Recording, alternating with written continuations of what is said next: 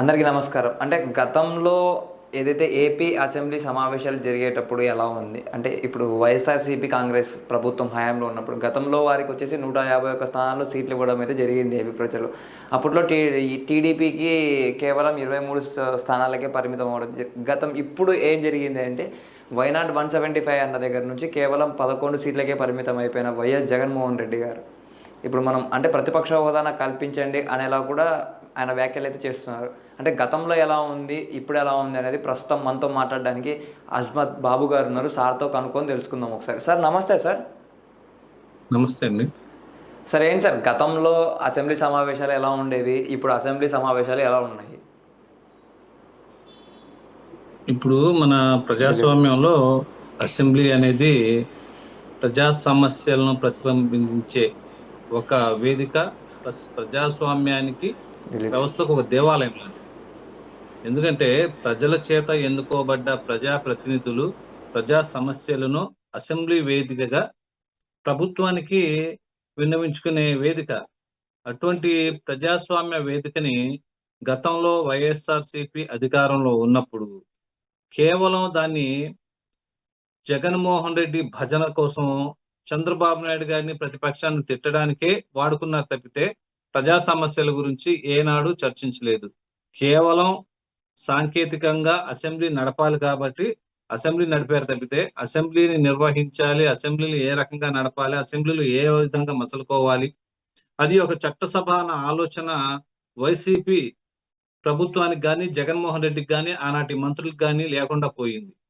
వ్యక్తిగత విషయాలను తీసుకొచ్చి అసెంబ్లీలో మాట్లాడటం, ఇళ్లలో ఉన్న ఆడోళ్ళని, మహిళలను కాకుండా ఎవరైనా కానీ అసెంబ్లీలో నీచాతి నీచంగా మాట్లాడటం, బజారు భాష, మార్కెట్లో రోడ్ల మీద ఏవైతే చిల్లర మనుషులు మాట్లాడుకుంటారో అటువంటి భాషను అసెంబ్లీలో మాట్లాడి అసెంబ్లీ యొక్క వ్యవస్థని, అసెంబ్లీ యొక్క ఔన్నత్యాన్ని, ఒక గౌరవాన్ని మంట కలిపే పరిస్థితి గతంలో ఉండేది. కానీ ఈరోజు నారా చంద్రబాబు నాయుడు గారు కూటమి ప్రభుత్వం అధికారంలోకి వచ్చిన తర్వాత ఒక పద్ధతి ప్రకారం ప్రతి ఒక్కరికి అవకాశం ఇస్తూ, మాట్లాడే అవకాశం ఇస్తూ, నారా చంద్రబాబు నాయుడు గారు మొదట్లోనే చెప్పారు, ఇది తిట్టుకోవడానికో ఒకరిని వ్యక్తిగతంగా దూషించడానికో వేదిక కాదు. మీ యొక్క ప్రజా సమస్యలు, మీ యొక్క నియోజకవర్గ సమస్యను తీసుకొచ్చి ఇక్కడ అసెంబ్లీలో ప్రస్తావిస్తే ఆ సమస్య పరిష్కారం కృషి చేస్తాం. అది ఒక పద్ధతిగా నడవాలి. మన అసెంబ్లీ భారతదేశం మొత్తానికి ఒక ఆదర్శంగా నిలవాలని చెప్పేసి అసెంబ్లీ నిర్వహణ ఈ 2-3 నెలల నుంచి చక్కగా నడుస్తుందని చెప్పి సందర్భంగా చెబుతుంది. సార్ ఇంకొకటి చెప్పండి సార్, ఓవరాల్‌గా గతంలో ఏదైతే ఉందో అంటే చంద్రబాబు గారిని అంటే భువనేశ్వరి గారిని కూడా దూషించటం గతంలో వైఎస్ఆర్‌సీపీ పార్టీ ఉన్నప్పుడు అసెంబ్లీ సమావేశాల్లో అంటే ప్రజల గురించి మాట్లాడకుండా మాట్లాడడం ఎలా చూడొచ్చంటారు. కానీ ఇప్పుడు తీరా చూస్తే కూడా అంటే బొత్స సత్యనారాయణ గారు ఏమని చెప్తున్నారు అంటే, నేను ఏనాడు కూడా ఒకరిని దూషించలేదు, అలా మాట్లాడిన వారిని మేము సమర్థించము ఎన్నటికి అని చెప్పేసి కూడా లోకేష్ గారితో వాగ్వాదానికి దిగారు ఈరోజు. దాని గురించి మీరేమంటారు సార్? అంటే ఎంతవరకు కరెక్ట్ అంటారు? గతంలో జరిగినవన్నీ ప్రజలు చూడలేదంటారా? అది వాళ్ళ అతి తెలివితేటలండి. ప్రజలు అంత ఈజీగా మర్చిపోరండి వాళ్ళు చేసిన తప్పులన్నీ. ప్రజలు మర్చిపోతారని వాళ్ళు ఆలోచిస్తారు. ప్రజలు మనం చేసిన తప్పులన్నీ మర్చిపోయి ఉంటారులే, ఇంకేముందిలే, మనం ఏది మాట్లాడినా చెల్లుబాటు అవుద్దని చెప్పేసి వాళ్ళు చెబుతా ఉంటారు, భావిస్తా ఉంటారు. లేకపోతేనే నిండు అసెంబ్లీలో ఒక మాజీ ముఖ్యమంత్రి భార్యని నోటికి వచ్చినట్టు మాట్లాడిన వ్యక్తిని సమర్థించి పార్టీలో చేర్చుకుని మళ్ళీ అదే వ్యక్తికి పార్టీ టికెట్ ఇచ్చి అతని కోసం ప్రచారం చేయటం, అది సమర్థించడం కాదా అని చెప్పేసి అసెంబ్లీలో లోకేష్ గారు అడిగారు. మరి అటువంటి పరిస్థితుల్లో వీళ్ళు చెప్పేవన్నీ శ్రీరంగ నీతులే కానీ వేరే ఇంకో రకంగా వాళ్ళు చేసే పనులన్నీ ఇటువంటి దగులుబాజీ పనులు అని చెప్పేసి సందర్భంగా. సార్ మళ్ళీ అంటే ఓవరాల్‌గా చెప్పండి సార్, గతంలో అసెంబ్లీ సమావేశాలకి ఇప్పుడున్న అసెంబ్లీ సమావేశాలకి ఓవరాల్‌గా చెప్పాలంటే సింపుల్‌గా మీరేం చెప్తారు?